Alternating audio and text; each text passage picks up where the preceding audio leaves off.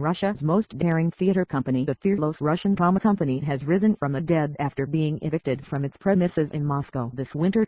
The eviction seemed at first to be a political death sentence, but does a theater with barely 100 seats really present a threat to the Kremlin? Just down the street from Moscow's pale blue Yelokhovskaya Cathedral, there is a small, one-story building behind the gate. Attached to the railings, I read a hastily written cardboard sign with an arrow pointing to the courtyard. This is the new home of the embattled Moscow drama company Teatr Doc. Inside is a hive of activity in preparation for the reopening. One man on a stepladder is attaching some lights to a beam as people below him stack chairs and mop the floor.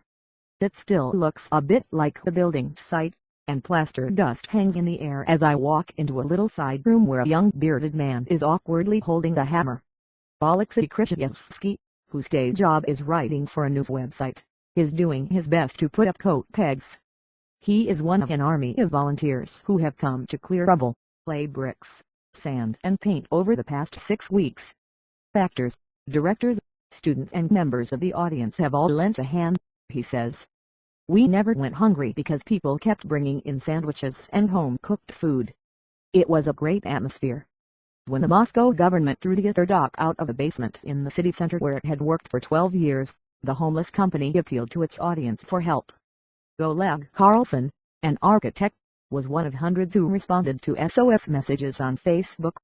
He donated his time and expertise to turn a semi-derelict structure, once part of an 18th-century nobleman's estate, and later the fish shop, into Doc's new base. I've done what I can to turn these ruins into a usable space, he says, but we need 3 or 4 times the funds to do it properly. The old piece